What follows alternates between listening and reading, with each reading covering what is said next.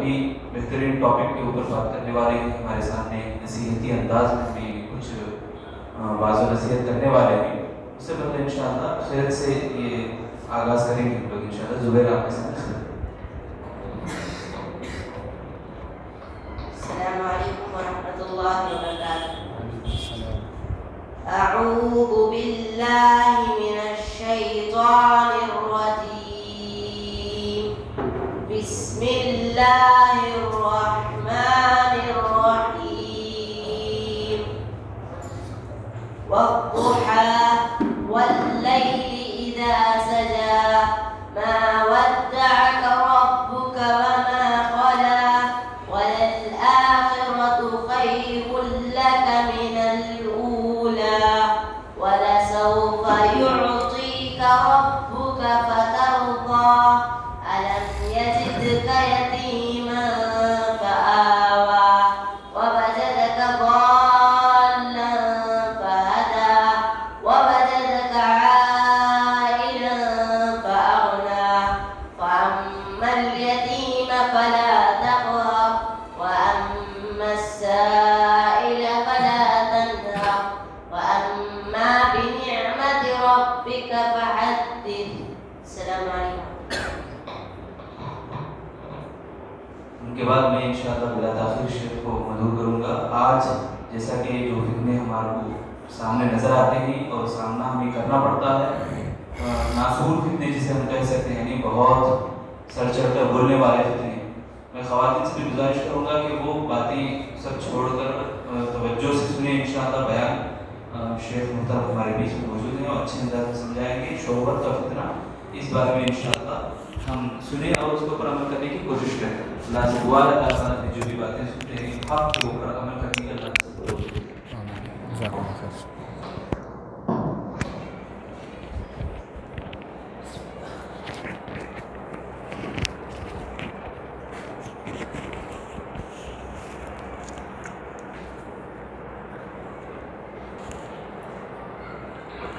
السلام علیکم ورحمۃ اللہ وبرکاتہ. الحمد للہ وحدہ والصلاة والسلام علی من لا نبی بعدہ واشہد ان لا الہ الا اللہ وحدہ لا شریک لہ واشہد ان محمدا عبدہ ورسولہ اما بعد. فاعوذ باللہ السمیع العلیم من الشیطان الرجیم. بسم اللہ الرحمن الرحیم. زين للناس حب الشهوات من النساء والبنين والقناطير المقنطرة من الذهب والفضة والخيل المسومة والأنعام والحرث ذلك متاع الحياة الدنيا والله عنده حسن المآب.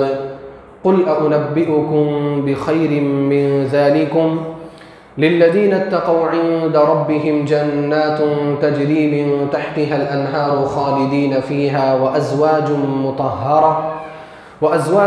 مطهرة ورضوان من الله والله بصير بالعباد. الذين يقولون ربنا إننا آمنا فاغفر لنا ذنوبنا وقنا عذاب النار. الصابرين والصادقين والقانتين والمنفقين والمستغفرين بالأسحار. محترم حاضرین کرام اور پردہ نشین اسلامی خواتین, سورہ آل عمران کی چند آیات کریمہ میں نے آپ کے سامنے تلاوت کی ہیں اور اسی مناسبت سے جیسا کہ آپ نے سماعت فرمایا کہ شہوت کے فتنے کے بارے میں چند گفتگو آپ کے ساتھ انشاءاللہ کرنی ہے. گفتگو کی ابتدا میں اللہ رب العالمین سے دعا کرتا ہوں کہ الہ العالمین تو ہمیں حق بات کو صحیح طور پر سمجھنے, دل میں پیوست کرنے اور ہم سب کو اس پر عمل کرنے کی توفیق عطا فرما, آمین. محترم حاضرین, اللہ رب العالمین نے ہم انسانوں کو اس دنیا کے اندر آزمائش کے لیے پیدا کیا. اللہ رب العالمین یہ دیکھنا چاہتا ہے کہ کون اللہ کا مطیع اور فرما بردار بن کر کے زندگی گزارنا چاہتا ہے اور کون اللہ رب العالمین کی نافرمانی اختیار کرتا ہے. اللہ رب العالمین نے اس مقصد کو, پیدائش کے مقصد کو قرآن کریم میں مختلف الفاظ میں جگہ جگہ پر بیان کیا. جیسا کہ سورہ ملک کی دوسری آیت بڑی مشہور ہے. اللہ رب العالمین نے فرمایا الذی خلق الموت والحیات لیبلوکم ایکم احسن عملا, کہ اللہ کی ذات وہ ذات ہے جس نے موت اور زندگی کو پیدا کیا موت اور زندگی کو پیدا کرنے سے مراد اللہ رب العالمین نے ہم انسانوں کو پیدا کیا جو مرتے اور جیتے ہیں، کچھ زندگی پاتے ہیں، کچھ مر جاتے ہیں، اور موت اور زندگی کا یہ سلسلہ قیامت تک چلتا رہے گا اور پھر وہاں سے ختم ہو جائے گا، پھر نہ موت آنے والی نہیں، خلود لا موت۔ اہل جنت کو بھی یہ پیغام دیا جائے گا، اہل جہنم کو بھی یہ پیغام دیا جائے گا، اللہ ہمیں جنت والوں میں سے بنائے، جہنم والوں میں سے نہ بنائے۔ کیا پیغام دیا جائے گا؟ خلود لا موت، ہمیشہ ہمیشہ رہو گے، اب کوئی موت نہیں۔ لیکن یہ جو انسانی زندگی ہے، خلق الموت والحیات، اللہ رب العالمین نے موت اور حیات کو پیدا کیا ہے۔ زندگی اور موت کا یہ ایک سلسلہ ہے جو چل رہا ہے، ہم زندہ ہیں آج، کل ہم مر جائیں گے، کل جو پیدا ہونے والے ہیں وہ کچھ دن زندہ رہیں گے، وہ پھر مر جائیں گے۔ پیدائش کا مقصد کیا ہے؟ اللہ نے فرمایا لیبلوکم، اللہ تمہیں آزمانا چاہتا ہے۔ بلا ان آزمائش کو کہا جاتا ہے عربی زبان میں، اللہ تمہارا امتحان لینا چاہتا ہے۔ کس بات کا امتحان؟ ایکم احسن عملا، کہ تم میں سے کون بہتر عمل کو پیش کرتا ہے، کون اللہ رب العالمین کا فرما بردار بنتا ہے۔ سورہ دہر کی دوسری آیت میں آپ دیکھیں اللہ نے واضح طور پر فرما دیا، انا ہدیناہ السبیل اما شاکرا و اما کفورا، ہمیں راستہ بتا دیا ہے صراط مستقیم۔ اللہ کے رسول صلی اللہ علیہ وسلم نے اللہ رب العالمین کے واسطے سے وہ راستہ ہمیں بتا دیا، انا ہدیناہ السبیل اما شاکرا، یا تو شکر گزار بندہ بن جائے، وہ اما کفورا، یا تو انسان اللہ رب العالمین کا ناشکرہ بندہ بن جائے۔ تو یہ جو آزمائش ہے یہ ہماری پوری زندگی پر منحصر ہے، پوری زندگی ہماری اسی پر محیط ہے، اور اللہ رب العالمین نے ہماری آزمائش کے لیے مختلف چیزوں کو بنایا، مختلف چیزوں کو۔ وہ چیزیں بھی ہماری آزمائش کا ذریعہ ہے جو واضح طور پر آزمائش کا ذریعہ ہے، اور وہ چیزیں بھی آزمائش کا ذریعہ ہے جو غیر واضح طور پر آزمائش کا ذریعہ۔ واضح طور پر آزمائش کا ذریعہ کیا ہے؟ واضح طور پر آزمائش کا سب سے بڑا جو ذریعہ ہے وہ شیطان، سب سے بڑا ذریعہ جو ہماری آزمائش کے لیے اللہ رب العالمین نے بنایا۔ شیطان، اس کو پیدا کرنے والا کون ہے؟ اللہ سبحانہ و تعالیٰ کی ذات، اللہ خالق کل شیء، اللہ رب العالمین ہر چیز کو پیدا کرنے والا ہے۔ خیر کا خالق بھی وہی ہے، شر کا خالق بھی وہی ہے۔ یہ اور بات ہے کہ اللہ رب العالمین کے احترام میں خیر کی نسبت ہم اللہ کی طرف کرتے ہیں، شر کی نسبت ہم اللہ کی طرف نہیں کرتے۔ اللہ کے احترام میں، کیوں اللہ رب العالمین کا یہ احترام ہی ادب ہے، ادب کا تقاضا ہے۔ آپ اس میں دیکھیے سورۃ الجن میں اللہ رب العالمین نے فرمایا وَأَنَّا لَا نَدْرِي أَشَرٌ أُرِيدَ بِمَنْ فِي الْأَرْضِ أَمْ أَرَادَ بِهِمْ رَبُّهُمْ رَشَدًا۔ جنوں کے کئی جملے، جنوں کی کئی باتیں اللہ رب العالمین نے ذکر کی جب انہوں نے قرآن کریم کی آیتیں سنی تھی، اور جب انہیں ستاروں کے ذریعے سے آسمان میں ہونے والی باتوں کو سننے سے روک دیا جاتا تھا، انہیں مارا جاتا تھا، تو انہوں نے کیا کہا اپنے آپس میں بات کرتے ہوئے وَأَنَّا لَا نَدْرِي، ہمیں پتہ نہیں ہے أَشَرٌ أُرِيدَ بِمَنْ فِي الْأَرْضِ، کہ یہ جو ایک نیا مسئلہ شروع ہوا ہے کہ ہمیں ستاروں کے ذریعے سے مارا جاتا ہے، ہمیں قریب نہیں ہونے دیا جاتا، یہ اس وقت کی بات ہے جب نبی صلی اللہ علیہ وسلم پر وحی نازل ہو رہی تھی۔ تو اس وقت اللہ رب العالمین نے سخت طور پر آسمانوں کی حفاظت کی تھی تاکہ وحی کی کوئی بات شیطانوں کے کانوں میں نہ لگنے پائے، جس سے نبی کی نبوت پر کوئی شک کرے، رسول کی رسالت پر کوئی انگلی اٹھائے، یہ چیز نہ ہو۔ پورا اللہ رب العالمین نے اس کو محفوظ کیا سیفٹی کے طور پر۔ تو اس وقت جنوں نے کہا کہ یہ جو معاملہ آسمان میں نیا نیا ہم دیکھ رہے ہیں، ہمیں نہیں پتا أَشَرٌ أُرِيدَ بِمَنْ فِي الْأَرْضِ، کہ زمین والوں کے ساتھ برائی کا ارادہ کیا گیا ہے۔ جملہ دیکھیے جنوں کا، اللہ رب العالمین کا احترام۔ کیا ہمیں نہیں پتا کہ زمین والوں کے ساتھ برائی کا ارادہ کیا گیا ہے؟ مجہول کا صیغہ ہے اگر آپ عربی زبان سے واقف ہیں تو۔ ام اراد بہم ربہم رشدا، یا ان کے رب نے ان کے ساتھ بھلائی کا ارادہ کیا۔ آپ دیکھیں یہاں پر جنوں نے کیسا ادب اور کیسا احترام دکھایا ہے اللہ سبحانہ و تعالیٰ کے تئیں۔ جب خیر کی بات آئی ام اراد بہم ربہم رشدا، واضح طور پر کہا کہ رب نے ان کے ساتھ اچھا ارادہ کیا ہے، ہمیں نہیں پتا۔ اور جب شر کی بات آئی مجہول کا صیغہ استعمال کیا، أَشَرٌ أُرِيدَ بِمَنْ فِي الْأَرْضِ، کیا زمین والوں کے ساتھ برائی کا ارادہ کیا گیا؟ تو خیر کا بھی خالق اللہ سبحانہ و تعالیٰ، شر کا بھی خالق اللہ سبحانہ و تعالیٰ، اور احترام میں ہم شر کی نسبت اللہ سبحانہ و تعالیٰ کی طرف نہیں کرتے۔ اس لیے اللہ کے رسول صلی اللہ علیہ وسلم کی دعاؤں میں سے بعض دعاؤں میں یہ الفاظ ہیں وَالشَّرُّ لَيْسَ إِلَيْكَ، کہ اے اللہ شر کی نسبت تیری طرف نہیں کی جاتی، وَالْخَيْرُ بِيَدَيْكَ، پورا کا پورا خیر تیرے ہاتھوں میں ہے، شر کی نسبت تیری طرف نہیں کی جاتی۔ کہنے کا مقصد یہ ہے کہ شیطان جو ہے واضح طور پر ہماری آزمائش کا ذریعہ، اس کو پیدا کرنے والا کون ہے؟ اللہ سبحانہ و تعالیٰ کے ساتھ۔ بہت سارے لوگ یہی پر آ کر کے گمراہ ہو جاتے ہیں کہ شیطان کو پیدا کرنے کی کیا ضرورت ہے. ایک طرف اللہ سبحانہ و تعالیٰ نے شیطان کو پیدا کر دیا، اور دوسری طرف اللہ سبحانہ و تعالیٰ ہمیں شیطان سے بچنے کی بھی تلقین کر رہا ہے. اگر بچنا ہی تھا تو پیدا کیوں کیا؟ یہ سوال آتا ہے کہ نہیں ہمارے ذہن میں؟ اگر ہمیں بچنا ہی تھا، اگر ہمیں بچانا ہی تھا تو شیطان کیوں پیدا کیا گیا؟ میرے بھائی سمپل سا جواب ہے، آزمائش کے لیے پیدا کیا ہے اس کو اللہ نے. ہم اس دنیا کے اندر ہمیشہ رہنے کے لیے نہیں آئے، ٹھکانہ بنانے کے لیے نہیں آئے، امتحان دینے کے لیے آئے. اور امتحان میں آپ کا استاذ آزمائش کے طور پر چیزوں کو الٹ پلٹ کرتا ہے کہ نہیں؟ آپ کے سامنے جان بوجھ کر کے وہ غلط چیز پیش کرتا ہے. آپ نے اور ہم نے سب نے ایگزام ہال میں کبھی نہ کبھی ہم بیٹھے ہیں، کبھی نہ کبھی ہم نے ایگزام لکھا ہے. آپ دیکھتے ہیں بہت سارے مختلف سوالات آتے ہیں، پیٹرن آتا ہے، یہ سوال صحیح ہے یا سوال غلط ہے. آپ صحیح کے آگے صحیح کا نشان لگائیں اور غلط کے آگے غلط کا نشان لگائیں. جو استاذ آپ کو دے رہا ہے، مثال کے طور پر سورج کا وجود نہیں ہے، اس کے آگے آپ کیا ٹک لگائیں گے؟ رانگ، غلط لگائیں گے. کیا آپ کے استاذ کو پتہ نہیں ہے کہ یہ بات غلط ہے؟ آپ یہ سوال اٹھا سکتے ہیں کیا کہ ارے استاد جاہل ہے، وہ کیوں پوچھ رہا ہے؟ یا جب اس کو پتہ ہے تو پھر ہم سے کیوں لکھوا رہا ہے، ہمیں کیوں پریشان کر رہا ہے؟ ہم اس کی طرف انگلی نہیں اٹھاتے استاذ کے اوپر. کیوں؟ کیونکہ ہمیں پتہ ہوتا ہے کہ ہم یہاں ایگزام دینے کے لیے آئے، ہم امتحان دینے کے لیے آئے. اسی طرح سے اللہ نے شیطان کو بھی پیدا کیا ہے، اللہ نے اس دنیا کے اندر برائیوں کو پیدا کیا ہے. کیوں؟ اللہ رب العالمین ہمارا امتحان لینا چاہتا ہے. بعض لوگ جادو پر سوال اٹھاتے ہیں. جادو یہاں اس دنیا کے اندر کیسے آیا؟ اللہ سبحانہ و تعالیٰ نے سورۃ البقرہ میں واضح طور پر فرمایا کہ ہاروت اور ماروت کے ذریعے سے اس دنیا کے اندر جادو آیا. اور یہ ہاروت اور ماروت کون تھے؟ فرشتے تھے، جن کو انسانی شکل میں اللہ سبحانہ و تعالیٰ نے اس دنیا کے اندر بھیجا اور ان کو جادو کا علم سکھایا. ان لوگوں کے ذریعے سے انسانوں تک جادو کا علم پہنچا.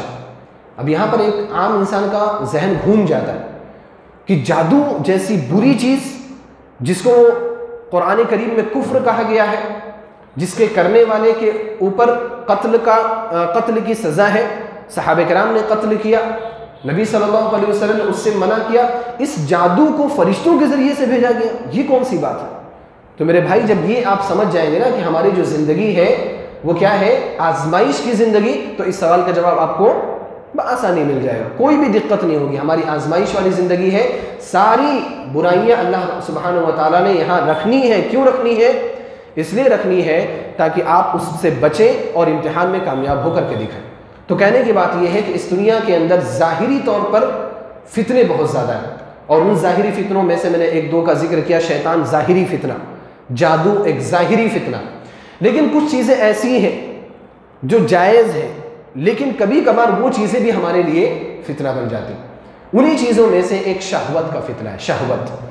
شہوت کس کو کہتے ہیں؟ شہوت کہتے ہیں انسانی نفس کے اندر جو خواہش پیدا ہوتی ہے، اس خواہش کو عربی زبان میں شہوت کہا جاتا ہے. کوئی بھی خواہش، مجھے پانی پینے کی خواہش ہے، یہ شہوت ہے. مجھے کھانا کھانے کی خواہش ہے، یہ شہوت ہے. مجھے پڑھنے کی خواہش ہے، یہ شہوت ہے. مجھے مال کمانے کی خواہش ہے، یہ شہوت ہے. جو بھی دل کے اندر آرزو پیدا ہو، جو بھی دل کے اندر خواہش پیدا ہو، عربی زبان میں اسی کو کیا کہا جاتا ہے؟ شہوت کہا جاتا ہے. عام طور پر جب شہوت کا لفظ استعمال کیا جاتا ہے تو لوگ اس کو سیکشول لائف کی طرف منسوب کر دیتے ہیں. سیکشول لائف کی طرف، کہ جو تعلق ایک شوہر کا بیوی سے ہوتا ہے صرف اسی کو شہوت کہتے ہیں. لیکن ایسا نہیں ہے. میں نے کیا ذکر کیا کہ جو بھی آرزو، جیسی بھی آرزو، حلال ہو حرام ہو، جیسی بھی آرزو آپ کے دل کے اندر پیدا ہو، اس کو شہوت کہا جاتا ہے. اب حرام شہوت کے بارے میں تو واضح ہے، میں ایک دلیل دوں گا کہ جائز چیز کو بھی شہوت کہا جاتا ہے اس کی. اللہ کے رسول صلی اللہ علیہ وسلم کے بارے میں بخاری مسلم کی روایت ہے، ما عاب رسول اللہ صلی اللہ علیہ وسلم طعاما قط ان اشتهاه اکلہ وان لم یشتهه ترکہ، کہ اللہ کے رسول صلی اللہ علیہ وسلم نے کبھی بھی کسی بھی کھانے میں عیب نہیں نکالا، کبھی بھی کسی کھانے کو عیبدار قرار نہیں دیا. کھانا بیکار ہے، یہ کون کھاتا ہے؟ جیسے ہم لوگ ہیں نا، ہم لوگ عیب نکال دیتے ہیں. کوئی کھانا جیسے کسی کو آلو نہیں پسند ہے، یہ کیا آلو تم نے بنا کر کے رکھ دیا، ہم اس کو عیبدار بنا دیتے.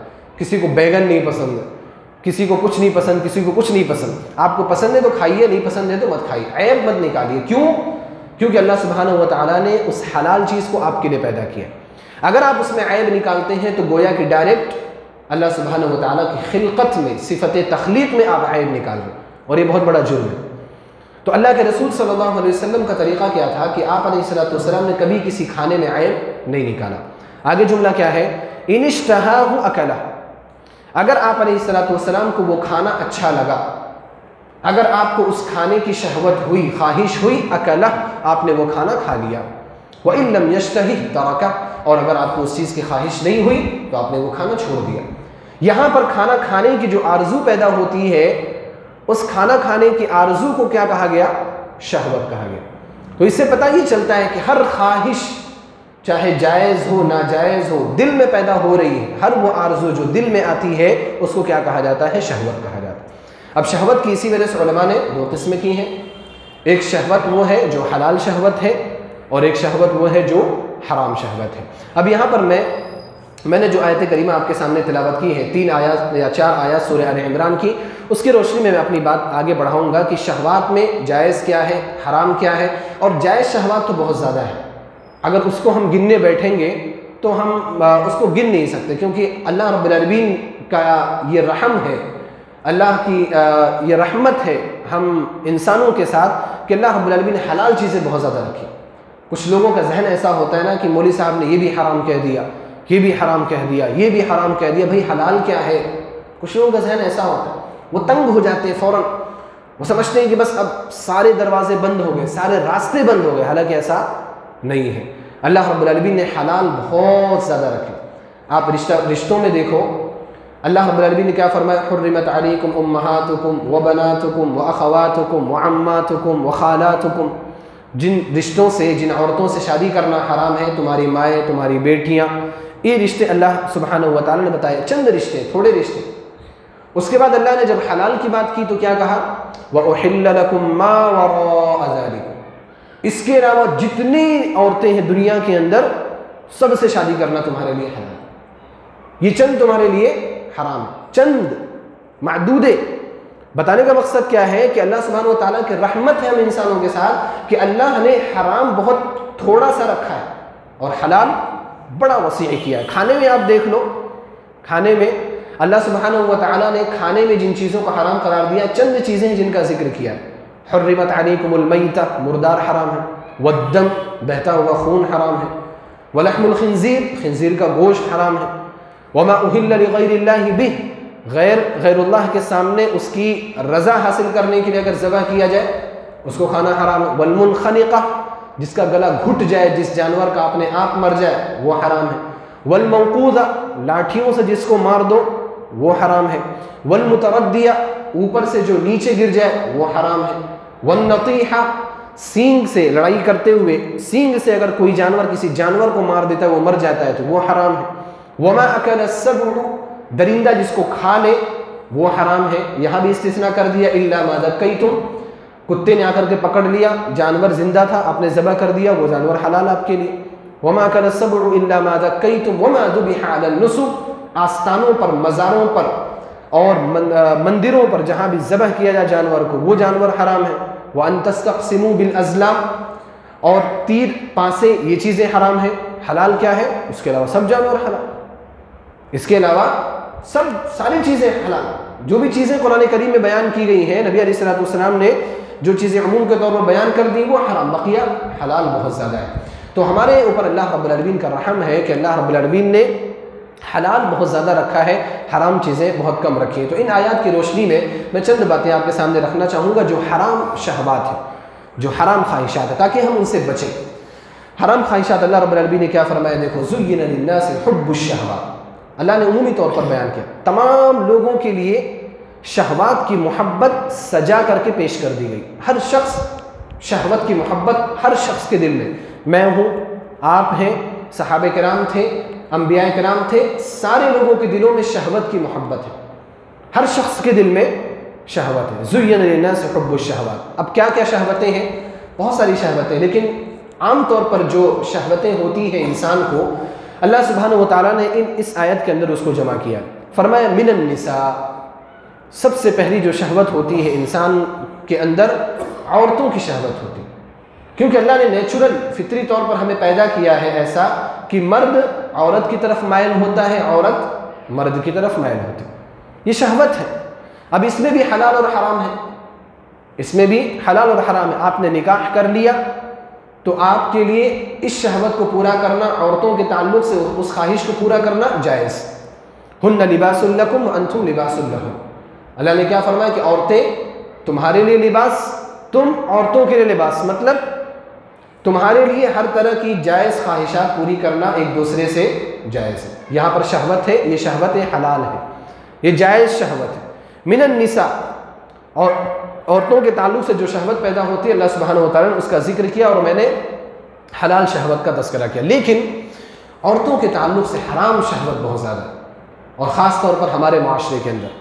اسی وجہ سے اللہ کے رسول صلی اللہ علیہ وسلم نے فرمایا ما ترکت بعدی فتنہ اضر علی الرجال من النساء، کہ اے لوگوں میں نے اپنے بعد، یعنی میں جو تمہیں چھوڑ کر کے جا رہا ہوں، سب سے بڑا فتنہ، سب سے زیادہ نقصان دہ فتنہ جو مجھے نظر آتا ہے تمہارے حق میں، وہ یہ ہے کہ عورتوں کا فتنہ، اس فتنے سے بچنا۔ اور مختلف حدیثوں کو اکٹھا کیا جائے تو اللہ کے رسول صلی اللہ علیہ وسلم نے اس امت کے لیے دو فتنوں کو سب سے بڑا فتنہ قرار دیا، ایک عورت کا فتنہ، اور یہ عورت کا فتنہ مقدم ہے، اور دوسرا جو ہے وہ مال کا فتنہ۔ مال کی باری بھی آگے آئے گی، مال کی بات بھی انشاءاللہ آگے ذکر کی جائے گی۔ عورتوں کے فتنے کے تعلق سے ہم بات کرتے ہیں، سب سے بڑا فتنہ، اور یہ جو فتنہ ہے یہ فتنہ کوئی آج کا فتنہ نہیں ہے، اس امت محمدیہ کا کوئی خصوصی فتنہ نہیں ہے، یہ زمانے سے یہ فتنہ چلا آ رہا ہے، زمانے سے، جب سے انسانیت وجود میں آئی ہے نا تب سے یہ فتنہ شروع ہو گیا تھا۔ قابیل اور حابیل کے قتل کا قصہ بڑا مشہور ہے، قابیل نے حابیل کو قتل کر دیا تھا۔ تفسیری روایات میں جو وجہ جو بیان کی جاتی ہے واللہ اعلم، اللہ بہتر جانتا ہے، لیکن اسرائیلی روایات میں جو وجہ ہمارے سامنے بیان کی گئی ہے وہ شہوت کا ہی مسئلہ تھا، عورت کا ہی مسئلہ تھا، شادی کا ہی مسئلہ تھا۔ ہوتا یوں تھا کہ پہلے جو ولادت ہوتی تھی، ایک لڑکے کے ساتھ ایک لڑکی کی پیدائش ہوتی تھی، ایک مرتبہ میں ٹوینز پیدا ہوتے تھے، ایک حمل میں ایک لڑکا اور ایک لڑکی پیدا ہوتے تھے، دوسرے حمل میں پھر ایک لڑکا اور ایک لڑکی پیدا ہوتے تھے۔ یہ اللہ سبحانہ و تعالیٰ کا ایک نظام تھا اس وقت، کیونکہ انسانیت اتنی زیادہ پھیلی ہوئی نہیں تھی، اور اس میں قانون کیا تھا کہ یہ جو پہلی حمل سے جو لڑکی پیدا ہوئی ہے وہ دوسری حمل کے لڑکے سے شادی کرے گی، دوسری حمل سے جو لڑکی پیدا ہوئی ہے وہ پہلے حمل کے لڑکے سے شادی کرے گی۔ اسرائیلی روایت میں بیان کیا جاتا ہے کہ جب ان لوگوں کی شادی کا موقع آیا، قابیل اور حابیل، تو قابیل جو ہے وہ اپنے ساتھ پیدا ہونے والی لڑکی سے شادی کرنا چاہتا تھا۔ کیوں؟ کیونکہ وہ زیادہ خوبصورت تھی، اور اپنے بھائی حابیل کے ساتھ جو پیدا ہونے والی لڑکی تھی اس سے شادی کرنا وہ نہیں چاہتا تھا، کیونکہ وہ اتنی زیادہ خوبصورت نہیں تھی۔ چنانچہ اسی چیز کو لے کر کے جھگڑا ہوا، تو قابیل نے حابیل کو غصے میں آ کر کے قتل کر دیا، یا بات آئے کہ قربانی پیش کرو، جس کی قربانی قبول کی جائے گی تو اس کے بارے میں یا اس کے حق میں فیصلہ کر دیا جائے گا۔ قربانی بھی پیش کی گئی، اللہ سبحانہ و تعالیٰ نے حابیل کی قربانی قبول کی، قابیل کی قربانی قبول نہیں کی۔ تو یہاں پر جو فتنہ پیدا ہوا، اگر یہ روایت صحیح ہے تو انسانیت میں یہ فتنے کی ابتدا ہی یہیں سے ہوگی، عورت کے تعلق سے فتنے کا مسئلہ ہوگا۔ لہذا یہ فتنہ جو ہے وہ سب سے خطرناک فتنہ ہے، اور خاص طور پر آج کے ماحول میں نوجوان الحمدللہ موجود ہے میرے سامنے، سوشل میڈیا آج آپ دیکھیں، سوشل میڈیا جو ہے وہ فحش سے فحشتر ہوتا چلا جا رہا ہے، فحش سے فحشتر ہوتا چلا جا رہا ہے، برے سے برا ہوتا چلا جا رہا ہے، بد سے بد ہوتا چلا جا رہا ہے۔ ایک بڑی مثال میں دوں گا، فیس بک آج سے کچھ مہینوں قبل یا ایک سال قبل آپ کہہ لیں اتنا گندا نہیں تھا، فیس بک میں اس طرح سے اتنی گندی پوسٹ نہیں آتی تھی، لیکن آج کل فیس بک بھی ایک گندا سوشل میڈیا پلیٹ فارم ہو چکا ہے۔ شارٹ کلپس جو چلے ہیں، شارٹ ویڈیوز کا جو فتنہ چلا ہے، ٹک ٹاک سے پہلے وہ فتنہ شروع ہوا، پہلے ٹک ٹاک کی حد تک محدود تھا، لیکن آج وہ فتنہ کہاں فیس بک میں بھی شفٹ ہو گیا، آج وہاں بھی آپ گندگی سے محفوظ نہیں۔ کوئی بھی واٹس ایپ بظاہر جو ہے وہ ذاتی تعلق قائم کرنے کا ایک بڑا بہترین ذریعہ ہے، لیکن وہ بھی آج فتنوں کا شکار ہے۔ آپ کو رینڈم نمبر سے عجیب عجیب میسیجز آئیں گے، گمراہی والے میسیجز آئیں گے، عجیب عجیب تصویریں آئیں گی، عجیب عجیب ویڈیوز آئیں گے۔ واٹس ایپ بھی محفوظ نہیں ہے، ٹویٹر وغیرہ تو پہلے سے وہ ساری چیزیں وہ کر رہے ہیں۔ تو آج کا جو سوشل میڈیا ہے وہ گندے سے گندا ہوتا چلا جا رہا ہے، اور شہوت جو ہے، حرام شہوت نوجوان طبقے کے دلوں کے اندر بہت زیادہ پیدا کی جا رہی، تو لہذا ہمیں اس سے بچنے کی ضرورت ہے، کیونکہ عورتوں سے بڑھ کر کے نقصان دہ فتنہ اس امت کے لیے نبی علیہ السلام نے کسی کو نہیں چھوڑا۔ اور یہاں پر بھی آپ دیکھیں جب شہوتوں کی بات کی ابتدا کی گئی تو اللہ سبحانہ و تعالیٰ نے سب سے پہلے النساء کو ذکر کیا، عورتوں کو ذکر کیا۔ تو اس لیے چاہیے کہ ہم اس فتنے سے بچیں۔ بچنے کا طریقہ کیا ہے؟ قرآن کریم نے خود بچنے کا طریقہ بیان کیا۔ سورہ نور آپ پڑھیں، ترتیب سے پڑھیں اور اخیر تک پڑھیں۔ پوری سورۃ النور اللہ سبحانہ و تعالیٰ نے عورتوں کے فتنے سے بچنے کے لیے بنایا، عورتوں کے فتنے سے بچنے کے لیے پورے سورہ نور کے اندر رہنمائی۔ میں شارٹ میں تھوڑا سا سورہ نور کا ایک خلاصہ آپ کے سامنے رکھوں گا تو آپ کو پتہ چلے گا کتنی اہمیت ہے سورۃ النور کی۔ اللہ سبحانہ و تعالیٰ نے سورۃ النور کی جو ابتدا کی ہے وہ زنا کی حد سے شروع کی۔ الزانیۃ والزانی فاجلدوا کل واحد منہما 100 جلدہ، کہ اگر زناکار مرد ہے یا زناکار عورت ہے تو آپ ان دونوں کو 100 کوڑے لگاؤ۔ فاجلدوہما 100 جلدہ، یہاں سے ابتدا ہوئی کہ زنا کر رہا ہے اگر کوئی تو اس کے اوپر حد نافذ ہونی چاہیے۔ تھوڑا سا آپ آگے بڑھیں، بہت شارٹ میں جا رہا ہوں، تھوڑا سا آپ آگے بڑھیں۔ وہاں پر زنا کی جو ہے حد بہت سخت متعین کی گئی، قتل نہیں ہے، زنا کی حد قتل نہیں ہے، کیا ہے؟ زنا کی حد اگر شادی شدہ ہے تو نہیں، غیر شادی شدہ ہے تو ان کو 100 کوڑے مارے جائیں گے۔ ہاں، شادی شدہ اگر جوڑا ہے اور وہ زنا کر رہا ہے تو اس کی حد کیا ہے؟ رجم ہے، قتل نہیں۔ اور رجم جو ہے وہ قتل سے زیادہ سخت سزا ہے۔ قتل میں کیا ہوتا ہے؟ ایک بار میں گردن اتار دی گئی۔ رجم میں کیا ہے؟ پتھروں سے مارنا ہے، مارنا ہے، مارنا ہے۔ 1 گھنٹے بھی لگ سکتے ہیں، 2 گھنٹے بھی لگ سکتے ہیں، 3 گھنٹے بھی لگ سکتے ہیں انسان کی روح نکلنے میں۔ کتنی دردناک وہ موت ہوتی ہے۔ تو اللہ سبحانہ و تعالیٰ نے زنا کی جب حد سخت متعین کی تو اللہ نے زنا ثابت ہونے والے شروط بھی سخت کی۔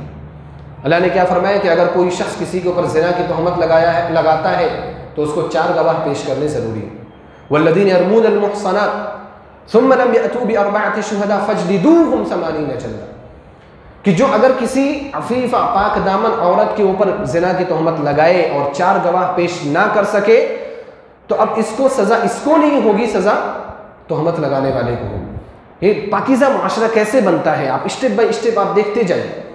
اس کے بعد کیا مسئلہ آتا ہے؟ مسئلہ یہ آتا ہے کہ چلو کبھی ایسا ہوا کہ شوہر نے بیوی کو دیکھا، بیوی نے شوہر کو دیکھا اور وہاں پر کوئی تھا بھی نہیں، 4 گواہ پیش بھی نہیں کر سکتے، اور پھر غیرت کا یہ تقاضا بھی ہے کہ ہم ایسے عورت کے ساتھ نہ رہیں یا عورت ایسے مرد کے ساتھ نہ رہے، تو پھر ایسی صورت میں کیا معاملہ ہونا چاہیے؟ اللہ رب العالمین نے ملاعنہ کا ذکر کیا۔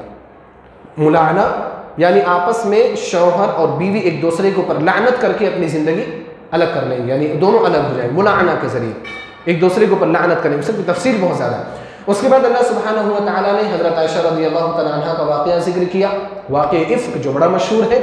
اما عائشہ رضی اللہ تعالیٰ عنہ پر منافقین نے جو تہمت لگائی تھی، نبی علیہ السلام جس کی وجہ سے پریشان ہوئے تھے، اللہ سبحانہ و تعالیٰ نے پوری تفصیل کے ساتھ 10 آیات کے اندر اس واقعے کا ذکر کیا اور مومنوں کو نصیحت کی کہ خبردار، اس طرح کی افواہ کبھی کسی پاک دامن عورت کے بارے میں پھیلے تو تم خبردار رہنا، کبھی اس کے شریک مت بننا، کبھی بھی اس کے ساتھ اپنے ہاتھ کو تم گندا نہیں کرنا، اپنی زبان کو گندا نہیں کرنا۔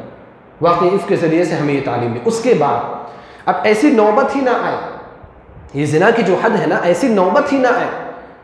کیسے نوبت نہیں آئے گی؟ اللہ سبحانہ و تعالیٰ نے چند احکام ذکر کیے۔ پہلا حکم کیا ذکر کیا؟ یا ایھا الذین آمنوا لا تدخلوا بیوتا غیر بیوتکم حتی تستأنسوا وتسلموا علی اہلہا، کہ اے ایمان والو اگر تم کسی دوسرے کے گھر میں جا رہے ہو نا تو جب تک اجازت نہ لے لو، جب تک ان کو اطلاع نہ کر دو، اپنے سلام کے ذریعے سے کسی کے گھر میں داخل نہ ہو۔ کیوں نہ داخل ہو سکتا ہے تم اچانک داخل ہو گئے اور تمہاری نظر کسی ایسی چیز پر پڑ گئی جو بعد میں تمہارے لیے شہوت کا ذریعہ بنے۔ ہو سکتا ہے وہ لوگ استمتاع کر رہے ہو سکتا ہے وہ لوگ تلذذ کر رہے ہیں، اور ایسے وقت میں آپ کی نگاہ پڑ گئی، چھوٹے بچے بھی ہوتے ہیں جو قریب البلوغ ہوتے ہیں، بڑے بھی ہوتے ہیں، پھر ایک شہوت پیدا ہوگی۔ اب حلال طور پر شہوت پورے کرنے کا ذریعہ نہیں ہے تو انسان حرام کی طرف بھاگے گا۔ یہاں پر قید لگا دی گئی کہ آپ کے لیے جائز نہیں ہے کہ آپ بغیر اجازت کے داخل ہوں۔ اس کے بعد اللہ سبحانہ و تعالیٰ نے کیا حکم دیا؟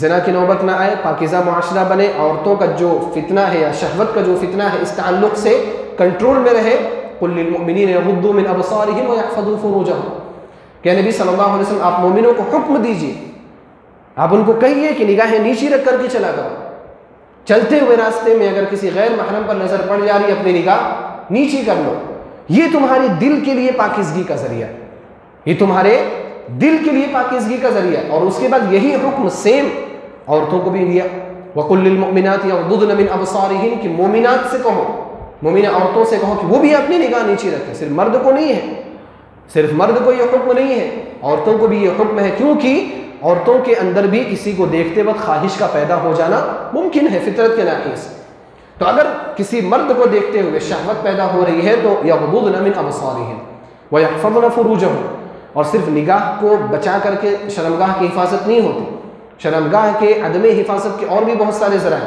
اللہ نے عمومی طور پر کہا کہ اے مردو تم اپنے شرمگاہ کی حفاظت کرو، اور اے عورتوں تم بھی اپنے شرمگاہوں کی حفاظت کرو۔ اس کے بعد اور تھوڑی سی روک لگائی کہ عورتوں کے لیے یہ کہا کہ تمہیں ہر ایک کے سامنے ایسے ہی کھلے طور پر جانا جائز نہیں ہے، وَلَا يُبْدِينَ زِينَتَهُنَّ اپنی زینت کو وہ ظاہر نہ کرے، مگر کس کے سامنے؟ اپنے شوہر کے سامنے، اپنے ابا کے سامنے، اپنے بھائی کے سامنے وہ کھلے طور پر جا سکتی ہیں، چہرہ وغیرہ کھول کر کے جا سکتی، لیکن غیر مرد ہو تو آپ ان کے سامنے قطعاً نہیں جا سکتے، حتیٰ کہ وہ لوگ بھی جو قریب البلوغ، جو بچے ہوں، جو عورتوں کے مخفی اسرار سے واقف ہو چکے، ان کے سامنے بھی تمہیں اس طرح سے جانا جائز نہیں ہے اگر وہ اجنبی ہو۔ اور آخر میں اور سخت حکم دیا وَلَا يَضْرِبْنَ بِأَرْجُلِهِنَّ لِيُعْلَمَ مَا يُخْفِينَ مِنْ زِينَتِهِنَّ، اور اگر تم باہر کبھی جاؤ پورے حجاب کے ساتھ، چہرہ بھی ڈھک کر کے جا رہی ہو، لیکن ایسی صورت میں کچھ ایسے زیورات پہن کر کے مت جاؤ کہ اگر تم چلو تو تمہارے چلنے کا احساس کسی دوسرے کے دل کے اندر ہو، کوئی دوسرا ڈسٹریکٹ ہو، کسی دوسرے کے اندر بیماری پیدا ہو، شہوت پیدا ہو، ایسی چیزیں تمہارے لیے استعمال کرنا جائز نہیں۔ اب چاہے وہ ہیل والی چپلیں ہوں جو چلتے چلتے کٹ کٹ کی آواز آتی ہے، ایسی چپلیں بھی پہننا جائز نہیں، چاہے وہ پازیب ہو کہ جس کی آواز مردوں کے کانوں میں پہنچتی ہے، وہ بھی جائز نہیں، چاہے وہ عطر ہو، پرفیوم ہو جو عورت لگا کر کے باہر نکلتی ہے کہ کسی مرد کے قریب سے گزرے تو مرد پلٹ کر کے دیکھنے پر مجبور ہو جائے، یہ بھی چیز اس کے لیے جائز نہیں۔ یہ سب کیوں کیا اللہ سبحانہ و تعالیٰ نے کہ جو عورتوں کے جو فتنہ جو ہے، اس فتنے کو کنٹرول میں رکھا جائے، اللہ نے اس کو کنٹرول کیا۔ اور اس کے بعد کیا بڑا حکم دیا، وَأَنْكِحُوا الْأَيَامَ مِنْكُمْ وَالصَّالِحِينَ مِنْ عِبَادِكُمْ وَإِمَائِكُمْ، بہت بڑا حکم کہ تم میں سے جن کی شادیاں نہیں ہوئی ہیں، تم میں سے جن کی شادیاں نہیں ہوئی ہیں، چاہے وہ تمہاری لوڈیاں ہوں، چاہے وہ تمہارے غلام ہوں، چاہے وہ آزاد ہوں، مرد ہوں، عورتیں، ان کی جلد از جلد شادی کرانے کی فکر کرو۔ اگر یہ چیز ہمارے معاشرے کے اندر پیدا ہو گئی، بلوغت کے بعد جلد از جلد شادی کرانا، تو فتنے پر بہت حد تک کنٹرول کیا جا سکتا ہے۔ لیکن ہمارے ہاں مسئلہ ہی ہے کہ جلدی شادی نہیں ہوتی، اور آج کل خاص طور پر 25 سال 30 سال 35 سال کے مرد اور عورتیں ہو جا رہی ہیں اور ان کی شادیاں نہیں ہوئی۔ وجہ کیا بتائی جاتی ہے؟ ارے ابھی پیر پر کھڑا نہیں ہوا، بولتے ہیں نا کہ جب پیر پر کھڑا ہو جائے گا تو شادی کر دیں گے۔ اب کتنا پیر پر کھڑا ہو، اب الٹا آپ اس کا سر پر کھڑا کر کے اس کو چلانے کی کوشش کرو، اب وہ سر کے بل چلنے لگے گا تب اس کی آپ شادی، کون سے پیر پہ آپ کریں؟ ایک اور پیر نہیں کریں گے کیا اس کے؟ یہ جو 2 پیر ہیں، جن دونوں پیروں سے وہ چل رہا ہے، اس کے اور بھی پیر نکلیں گے کیا؟ ایک محاورہ ہے، آپ کہیں گے کہ مولوی صاحب آپ غلط وے میں جا رہے ہیں، ایک محاورہ ہے پیر پہ کھڑے ہونے کا مطلب ہے کمانے لگے، تو اس کا جواب تو اللہ نے خود دیا ہے، اس کا جواب تو اللہ نے خود دیا ہے نا کمانے کا، تو ان یکونوا فقراء یغنیہم اللہ من فضلہ۔ اگر پیر پہ کھڑے ہونے کا مطلب تمہارا یہ ہے کہ وہ اس کے پاس مال نہیں ہے، فقیر اور غریب ہے، تو اللہ رب العالمین اپنے فضل سے اس کو مالدار کرے گا۔ کیا اللہ کے فضل پر یقین نہیں ہے؟ تو لہذا مولوی صاحب کو آپ گھما نہیں سکتے۔ تو اب یہ جو پیر پہ کھڑے ہونے کا جو مسئلہ ہے نا، وہ پتہ نہیں کیا ہے، وہ آپ ہی بتائیں، ہم تو نہیں بتا سکتے۔ اب وہ اب 4 پیر ہوں گے شاید اس کے، کیونکہ جو 2 پیر کی بات ہو رہی ہے اگر مال کے تعلق سے ہے تو اس کا مسئلہ خود اللہ سبحانہ و تعالیٰ نے حل کر دیا۔ یہ بہت بڑا المیہ ہے ہمارے معاشرے کا کہ شادیوں میں بڑی تاخیریں کی جا رہی ہیں۔ اسی وجہ سے ہم دیکھتے ہیں کہ گھر کے مرد، گھر کی عورتیں، گھر کا باپ، اور یہ بڑی تلخ حقیقت ہے اور ہر جگہ کے یہ معاملہ ہے، میں کوئی سخت بات نہیں کہنے لگا ہوں کہ باپ ہے اور ماں ہے، بہت سارے گھروں کی حالت یہ ہے کہ ان کو اپنے بچوں کے بارے میں، اپنی بچیوں کے بارے میں غلط افیئرس، ناجائز تعلقات کے بارے میں معلومات رہتی ہیں، پھر بھی وہ ان کی شادی کرنے کے لیے آگے نہیں بڑھتے۔ یہ غلط تعلقات کو برداشت کر رہے ہیں. برداشت کیا، اس کو ہلکے میں لے رہے ہیں. بلکہ بعض گھروں میں تو ایسا ہے، اتنا زیادہ لوگ ماڈرن ہونے کے چکر میں نا، کہ اگر لڑکا بالغ ہو گیا اور اس کے پاس کوئی غلط رشتہ یا غلط تعلق نہیں ہے تو تم نے کیا ایسے سوال کیے جاتے کہ تم نے کیا تمہارے زندگی میں تم کر کیا رہے ہو. اس طرح کی باتیں پہنچ گئی. اور میں غیر مسلموں کی باتیں نہیں کر رہا ہوں، میں اپنے مسلم گھرانوں کی باتیں کر رہا ہوں. اور اس میں سے افسوس کی بات ہے، یہ ٹک ٹاک اور یہ جو سوشل میڈیا کے جو گندے پلیٹ فارم ہیں، اس کے ذریعے سے ہمارے دیندار گھرانے بھی اس سے محفوظ نہیں ہیں. دیندار گھرانوں کے اندر بھی یہ آفت داخل ہو چکی. تو اللہ نے کیا فرمایا کہ آپ شادیاں کرو ان کی جو جن کی شادیاں نہیں ہوئی، آپ سب کی شادیاں کرو. اللہ کے رسول صلی اللہ علیہ وسلم نے فرمایا کہ اگر تم نے اپنی لڑکی کے لیے کوئی ایسا رشتہ پا لیا جو دیندار ہے، جس کے دین سے تم راضی ہو، ترضون دینہ وخلقہ، اس کے اخلاق سے تم راضی ہو، فزوجوا، فوراً شادی کرو. وَإِن لَمْ تَفْعَلُوا، اور اگر تم نے ایسا نہیں کیا، تَكُنْ فِتْنَةٌ فِي الْأَرْضِ وَفَسَادٌ عَرِيضٌ، زمین میں ایک بڑا فتنہ ہوگا اور ایک بڑا فساد ہوگا جس کو کہنے کی ضرورت نہیں ہے، ہم سب اپنی آنکھوں سے دیکھیں. جو بڑا فتنہ اور جو بڑا فساد جس کی بات نبی صلی اللہ علیہ وسلم نے اپنی حدیث کے ذریعے سے کی ہے، اس کو اب کہنے کی ضرورت نہیں رہی. یہ 2 آنکھیں اس کو بخوبی واچ کر رہی ہیں، بخوبی اس کو دیکھ. کتنا بڑا فتنہ پیدا ہوا ہے معاشرے کے اندر، ناجائز تعلقات، ناجائز اولاد، کیا کیا نہیں ہو رہا ہے اس دنیا کے اندر، وہ سب بتانے کی ضرورت نہیں ہے. تو شادیاں کرو. اللہ سبحانہ و تعالیٰ نے یہاں پر اس بات کو ذکر کیا. آگے چل کر کے اللہ سبحانہ و تعالیٰ گھر میں رہنے والے لڑکوں کے لیے بھی سورہ نور کے اخیر میں گھر میں رہنے والے لڑکوں کے لیے، لڑکیوں کے لیے بھی کچھ شروط عائد کی کہ جو گھر میں آپ کے بیٹا ہے، بیٹی ہے، وہ آپ کے کمرے کے اندر بھی بغیر اجازت کے داخل نہ ہو. آپ باپ ہیں، آپ ماں ہیں، پھر بھی اگر قریب البلوغ بچے ہیں تو ان کو آپ کے روم کے اندر بلا اجازت آنے کی اجازت نہیں. وہ جب بھی آئیں گے اجازت لے کر جائیں، تاکہ ان کے آنکھوں کے سامنے کوئی ایسا منظر نہ گھومنے پائے جس کی وجہ سے ان کے دلوں کے اندر شہوت پیدا ہو اور وہ حرام کاری کی طرف نکل جائے. پوری سورہ نور کا ایک خلاصہ میں نے آپ کے سامنے ذکر کیا. میرے بھائی اور دوست، اس لیے اگر اس مسئلے کو حل کرنا ہے تو سب سے بڑا جو حل ہے وہ شادیاں، جلد شادیاں کریں. عبداللہ بن عمرو بن عاص رضی اللہ تعالی عنہما کے بارے میں ہم سب جانتے ہیں. عبداللہ بن عمرو بن عاص وہ بھی صحابی جلیل، ان کے والد عمرو بن عاص رضی اللہ تعالی عنہ وہ بھی صحابی جلیل. تعجب کی بات ہے کہ یہ باپ اور بیٹے کے درمیان صرف 11 سال کی عمر کا فاصلہ تھا. میں آپ کو بتاؤں جلد شادی کیسے ہوتی تھی صحابہ کرام کے درمیان. یعنی عبداللہ بن عمرو بیٹے اپنے ابا عمرو بن عاص سے صرف 11 سال چھوٹے تھے، صرف 11 سال. مطلب کیا ہے؟ مطلب یہ ہے کہ عمرو بن عاص رضی اللہ تعالیٰ عنہ کی شادی 10 سال میں ہو گئی یا 10 سال کے اینڈ میں ہوئی، اور اسی کے فوراً بعد آپ کے یہاں بچے کی پیدائش ہوئی جس کا نام آپ نے عبداللہ رکھا. لہذا جب عمرو بن عاص 11 سال کے تھے تو ان کا ایک بیٹا تھا اور اس کا نام کیا ہے؟ عبداللہ بن عمرو بن عاص. نام تو آپ جانتے ہیں نا، نام واقف ہے نا نام سے. کتنی جلدی ان کے یہاں شادی ہوتی تھی، اسی وجہ سے ان کے یہاں اس طرح کے فتنے موجود نہیں تھے، یا اس طرح کے شہوات کے فتنے اتنے زیادہ عام نہیں تھے لیکن اتنے زیادہ نہیں تھے. میں وہی بتا آ رہا ہوں اسی کی طرف تو اس لیے جلد شادی کیا جائے. ابھی میں اسی کی طرف آ رہا تھا. عبدالکریم بھائی نے اچھا اس میں کہا کہ ہمارے یہاں شادیاں کیوں نہیں ہو رہی ہیں. اولاً وہ جو پیروں پہ کھڑے ہونے کی بات تھی نا، وہ سب بات اس وجہ سے ہوتی ہے نا کیونکہ ہم نے شادی کو بہت بڑا ایونٹ سمجھا ہوا. ہم یہ کہتے ہیں نا کہ شادی ڈیلی تھوڑی ہوتی ہے، زندگی میں ایک بار ہوتی ہے، اب اس کے لیے دم خم لگا کر کے مکمل خرچ کرنا. تو اولاً یہ جو مائنڈ سیٹ ہے ہمارا کہ شادی is a big event of life, کہ شادی زندگی کا ایک بہت بڑا ایونٹ ہے نا، تو پہلے اس کو ختم کرنا ضروری. شادی کوئی بڑا ایونٹ نہیں.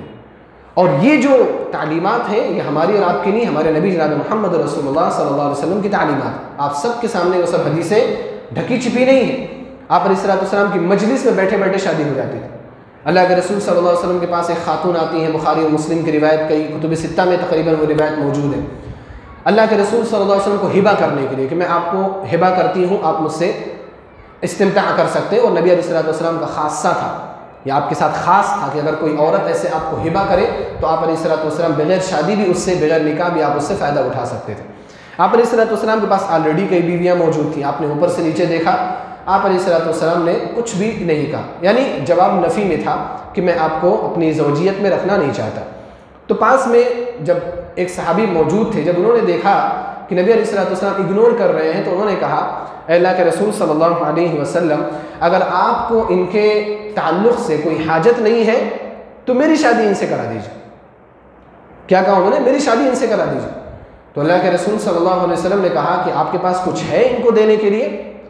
اس عورت کو نہیں کہا کہ تیرے پاس ہے کچھ اس کو دینے کے لیے۔ ہمارے یہاں کا مسئلہ اگر ہوتا نا تو ہم اس عورت سے تمہارا باپ کیا کرتا ہے، ابا کیا کرتے ہیں تمہارے، کتنا جہیز ملے گا، فریج وریج ملے گی کہ نہیں، کولر ملے گا نہیں، آج کولر کی بات چھوڑ دو، اے سی ملے گا کہ نہیں، ہاں، اور آج وہ کتنے انچ کی ہوتی ہے وہ ایل سی ڈی اسکرین، اور بھی ہوتی 40 ہاں 70، اب 70 انچز کا وہ پورا اسکرین چاہیے، فرنیچر چاہیے، اچھا صوفہ اچھا چاہیے، دیکھنے والے کا ہے۔ یہ سب کچھ بھی نبی صلی اللہ علیہ وسلم نے پوچھا، اور ان سے کچھ بھی نہیں پوچھا، وہ ان کے ابا کیا کرتے ہیں کیا نہیں کرتے وہ سب نہیں پوچھا، کیونکہ ان سے مطلب نہیں ہے۔ شریعت نے کس سے مطلب لگایا ہے؟ جو شادی لڑکا جو کر رہا ہے نا اس سے مطلب لگایا۔ ان سے پوچھا تم مہر میں اس کو کیا دو گے، تمہارے پاس ہے کچھ؟ انہوں نے کہا اللہ کے رسول صلی اللہ علیہ وسلم آپ دیکھ رہے ہیں غریب آدمی ہوں، ایک اظہار ہے، اور غریب آدمی تھے تبھی تو یہاں پر آ کر کے ریکویسٹ کر رہے تھے، وہ ورنہ وہ بڑے بڑے خاندان و قبیلوں میں رشتے بھیجتے۔ اللہ کے رسول صلی اللہ علیہ وسلم کے پاس آسانی سے شادی ہو جاتی، اسی وجہ سے انہوں نے امید کے ساتھ یہ بات کہی تھی۔ آپ دیکھ رہے ہیں ایک چادر ہے، آپ کہیں تو چادر کو 2 ٹکڑے کرتا ہوں، ایک حصہ ان کو دے دیتا ہوں، ایک حصہ میں پہنتا ہوں۔ تو اللہ کے رسول صلی اللہ علیہ وسلم نے کہا کہ یہ تو کوئی فائدے والا سودا نہیں ہے، آپ چادر کے 2 ٹکڑے کر دو گے، چادر چھوٹی ہے، نہ ان کے کام آئے گا نہ آپ کے کام آئے گا، کچھ اور دیکھو۔ انہوں نے کہا اللہ کے رسول صلی اللہ علیہ وسلم کچھ بھی نہیں، ہاتھ دھر دیا انہوں نے، کچھ بھی نہیں۔ تو نبی علیہ الصلوۃ والسلام نے یہاں تک بھی کہا التمس ولو خاتما من حدید، جاؤ دیکھو لوہے کی ہی انگوٹھی مل جائے، کچھ سونا ہونا تو اس کے بس کی بات کہاں ہے بیچارے، لوہے کی انگوٹھی مل جائے وہی لے کر کے آؤ تمہاری شادی ہو جائے۔ اے اللہ کے رسول وہ بھی نہیں، کتنے غریب تھے نا صحابہ، اور کتنے بھولے بھالے تھے بیچارے۔ اور آپ دیکھو نا کہ اتنے غریب صحابہ کے ساتھ نبی صلی اللہ علیہ وسلم کا کتنا بہترین تعلق، کتنے بے تکلفی سے بات کر رہے ہیں نا۔ آج کچھ مولوی حضرات ایسے ہوتے ہیں کہ ان سے سوال کرنے میں بھی لوگ ڈرتے ہیں، اللہ ہمیں ان لوگوں میں سے نہ بنائے۔ ہم تو پہلے مولوی، ہم طالب علم ہیں، لیکن اگر ہمارے پاس علم کچھ ہے تو اللہ ہمیں ان لوگوں میں سے نہ بنائے کہ جو ہم سے سوال کرتے ہوئے ڈرے۔ نبی علیہ الصلوۃ والسلام کتنا بے تکلف رہتے تھے، سوال ہو رہا ہے جواب پہ جواب دے رہے ہیں، اللہ کے رسول کچھ بھی نہیں ہے، کیا کرو، لوہے کی انگوٹھی بھی نہیں ڈھونڈ سکتا، ورنہ کچھ ہے بے شرم لوہے کی انگوٹھی بھی نہیں ڈھونڈ سکتا، شادی کرنا ہے چل اٹھ کے جائے یہاں سے، ایسے جواب ملتا ہے۔ لیکن اللہ کے رسول صلی اللہ علیہ وسلم کا معاملہ ایسا نہیں تھا۔ آپ علیہ الصلوۃ والسلام کچھ دیر بیٹھے رہے، آپ کے ذہن میں اور ایک بات آئی، آپ نے کہا کہ کچھ صورتیں یاد ہیں تمہیں، قرآن یاد ہے؟ حافظ آپ لوگ ہیں نا، صبح آپ لوگوں سے ملاقات ہوئی تھی، یہ آپ لوگوں کے لیے بینیفٹ ہے، آفر ہے۔ نبی علیہ الصلوۃ والسلام نے کیا کہا کہ آپ کو کچھ صورتیں یاد ہیں؟ تو انہوں نے کہا فوراً گنا دیا، ان کو لگا کہ اب تھوڑا مل گیا مجھے، اب میرا انتظام ہو جائے گا لگ رہا ہے، کیونکہ ایک سوال آیا ہے اور سوال کا جواب میرے پاس ہے۔ فوراً فٹافٹ عددہ، حدیث میں الفاظ ہے عددہ، پوری صورتیں انہوں نے گن کر کے سنا دی کہ یہ صورتیں مجھے یاد ہیں۔ اللہ کے رسول صلی اللہ علیہ وسلم نے کہا کہ جاؤ انہی صورتوں کے عوض میں تمہاری شادی اس عورت سے کراتا ہوں۔ شرط کیا ہے؟ مہر کیا تمہاری رہے گی کہ یہ جو صورتیں تمہیں یاد ہے نا، یہ صورتیں تم ان کو سکھا دینا۔ اللہ اکبر، تعلیم کو مہر بنایا گیا، تعلیم جو ہے سکھا دینا اسی کو مہر بنایا گیا۔ اب دیکھو یہ بگ ایونٹ ہے، یہ نارمل سی چیز ہے۔ معاشرہ اگر پاکیزہ بنانا ہے تو ایسے ہی ہمارے یہاں شادیوں کی تیاریاں ہونی چاہیے، جس کو بولتے ہیں چٹ منگنی پٹ بیا، فوراً منگنی ہوئی فوراً شادی ہو گئی، ایسا معاملہ ہوگا تو ہمارے یہاں کا ماحول کیا ہے؟ اچھا ہوگا۔ تو یہ جو کوئی بڑا ایونٹ نہیں، اس لیے یہاں پر جو خرچ کیے جاتے ہیں وہ سب اسراف اور فضول خرچیاں ہیں۔ ایسے لوگ جو ہیں نا جن کے پاس تھوڑا پیسہ رہتا ہے، بولتے ہیں پیسہ ہے تو ہم کھلا رہے ہیں، تو بھئی پیسہ ہے تم کسی غریب کی مدد بھی تو کر سکتے ہو، وہ نہیں کرنے جاؤ۔ اور ایسے لوگوں کو میں نے دیکھا ہے کہ دیکھو شادی کے وقت نا 1000 لوگوں کی دعوت کریں، لیکن ایسے ہی لوگ شادی ہونے کے بعد اپنے داماد سے ایسا منہ موڑتے ہیں کہ اگر داماد کو کوئی تجارت کروانے کی نوبت آ جائے، داماد پریشان ہو، ایک پھوٹی کوڑی بھی دینے کو تیار نہیں۔ بہت سارے لوگ ایسے، کچھ لوگ ہیں جو مدد کرتے ہیں، میں ایسا نہیں کہتا ہوں، خیر ابھی بھی موجود ہے، لیکن بہت سارے وہ لوگ، ان لوگوں کی بات کر رہا ہوں جو بڑے فخر سے کہتے ہیں کہ ہماری بیٹی کی شادی میں اتنے لوگوں کو کھانا کھلاؤں گا، کیوں نہیں کھلاؤں؟ اللہ نے دیا ہے، کیوں نہ کروں؟ اللہ نے دیا ہے تو اس کا استعمال صحیح جگہ پر کرو۔ اللہ کے رسول صلی اللہ علیہ وسلم جب اپنی بیٹی حضرت فاطمہ رضی اللہ تعالیٰ عنہ کی شادی کی تو حضرت علی رضی اللہ تعالیٰ عنہ کے گھر میں سامان پہنچوایا کہ نہیں پہنچوایا؟ جہیز کا نہیں تھا، کیوں آپ نے سامان پہنچوایا؟ آپ نے ان کو ایک چادر دی، ایک مشکیزہ دیا، ایک چمڑے کی تکیہ دی، 2 گھڑے دیے، 2 چکیاں دی، مسند احمد کی روایت ہے۔ یہ ساری چیزیں کیوں دی؟ کیونکہ نہ علی بن ابی طالب کا کوئی مستقل گھر تھا، نہ آپ کی بیٹی حضرت فاطمہ رضی اللہ تعالیٰ عنہ کا کوئی مستقل گھر تھا۔ ایسے لوگوں کو آپ پک کرو۔ اگر آپ کو زیادہ پیسے خرچ کرنے کا شوق ہے نا تو ایسے غریب لڑکوں کو لاؤ۔ کوئی بھی باپ جس کے پاس پیسے رہتا ہے نا ایسے غریب لڑکوں سے اپنے بیٹی کی شادی نہیں کراتا۔ یہ فالتو کے ڈھڈورے ہیں، یہ سب بکواسات ہیں جو لوگوں کی زبان سے نکلتے رہتے ہیں کہ اللہ نے ہمیں اتنا دیا ہے تو ہم خرچ کیوں نہ کریں۔ یہ سب بیکار کی باتیں، ان لوگوں کو یہاں پر آ کر کے آزماؤ۔ آپ کہو کہ اگر آپ کو زیادہ خرچ کرنا ہے آپ کتنا خرچ کرو گے؟ 1000 لوگوں کو 10 لاکھ روپے۔ ایک غریب لڑکا ہے بیچارہ، اس کے گھر میں کوئی نہیں ہے، سب گھر والوں نے چھوڑ دیا، وہ 10 لاکھ روپے اس کے اوپر خرچ کرو، اس کو ایک اچھا سا روم دلا دو، اس کو ایک اچھی سے کام کرا دو، بزنس کرا دو، اور اپنی بیٹی کی شادی اس سے کرا دو۔ دیکھو وہ راضی ہوتا ہے کہ نہیں راضی ہوگا؟ راضی؟ میں آپ لوگوں سے سوال کرتا ہوں، ہوگا کوئی راضی؟ نہیں ہوگا راضی، نہیں ہوتا راضی۔ وہ جب 10 لاکھ خرچ کرنے کو تیار ہے نا تو وہ ایسے غریب کے گھر تھوڑی شادی کرے گا، وہ امیروں کے گھر شادی کرے گا، وہ انجینئر ڈھونڈے گا، وہ ڈاکٹر ڈھونڈے گا، ایسے غریبوں کے گھر شادی نہیں کرے گا۔ تو جو پیسے کا جو ڈھڈورا پیٹ رہا ہے نا وہ سب ریاکاریاں، وہ سب نفاق ہے جو دل کے راستے سے زبان کے ذریعے سے نکل رہا ہوتا ہے۔ تو اس لیے شادیوں کو آسان بنانا چاہیے۔ بات ایک ہی ٹاپک پر بہت لمبی ہو گئی، ہم شہوت کے بارے میں بات کر رہے تھے۔ تو زُیّنَ لِلنَّاسِ حُبُّ الشَّهَوَاتِ مِنَ النِّسَاءِ، عورتوں کا فتنہ ہے۔ یہ شہوت جائز بھی ہو سکتی ہے، ناجائز بھی ہو سکتی ہے۔ جائز اس وقت ہوگی جب آپ نکاح کر لیں گے، ناجائز ہوگی جب آپ نکاح کے علاوہ کسی اور طریقے سے قریب ہونے کی کوشش کریں گے۔ من النساء والبنین، دوسری جو شہوت کی چیز ہے وہ بیٹے ہیں، اولاد کی شہوت ہر ایک کو ہوتی ہے، اولاد کی شہوت ہر ایک کو ہوتی ہے، اور جس کے پاس اولاد نہیں ہے اس کو پتہ ہوتا ہے کہ اولاد کی اصل محبت کیا ہوتی ہے یا اولاد کی خواہش کیا ہوتی ہے، لڑکی ہو یا لڑکا ہو۔ انسان اولاد کے لیے بہت ساری مرتبہ غلط راہیں اختیار کر جاتا ہے، یہ بھی شہوت ہے۔ اگر اولاد اللہ سبحانہ و تعالیٰ نے دے دی تو آپ کی شہوت جائز طریقے سے پوری ہوگی، لیکن اگر یہ اولاد نہیں مل رہی ہے تو اس کی وجہ سے بہت سارے لوگ گمراہ ہو جاتے ہیں۔ آپ دیکھو اولاد نہ ملنے کی وجہ سے لوگ مزاروں کا رخ کر رہے ہیں، اولاد نہ ملنے کی وجہ سے غیر اللہ سے دعائیں کر رہے ہیں، اولاد نہ ملنے کی وجہ سے تعویذیں باندھ رہے ہیں، اولاد نہ ملنے کی وجہ سے اللہ معاف کرے کچھ لوگ غلط تعلقات بھی قائم کر لے رہے ہیں۔ یہ ساری چیزیں شہوت کی طرف انسان غلط کب جا رہا ہے؟ اولاد کی محبت میں۔ تو یہ شہوت ایسی ہے جو حرام کی طرف چلی جاتی ہے۔ اللہ نے فرمایا کہ یہ بھی لوگوں کے لیے مزین کی گئی۔ والبنین والقناطیر المقنطرۃ من الذهب والفضہ، اور شہوت کیا ہے انسان کے دل کے اندر؟ اس کے پاس بڑے بڑے خزانے ہو سونے اور چاندی کے، بہت۔ قنطار کس کو بولتے ہیں؟ قنطار کو احد پہاڑ کے برابر قرار دے، احد پہاڑ کے برابر ایک قنطار۔ اللہ نے کیا فرمایا؟ انسان کے اندر خواہش ہے والقناطیر المقنطرۃ من الذهب والفضہ، اتنا بینک بیلنس ہو، اتنا بینک بیلنس ہو کہ بینک بھی اتنا بیلنس رکھنے سے عاجز ہو جائے، انسان کی خواہش اتنی ہوتی۔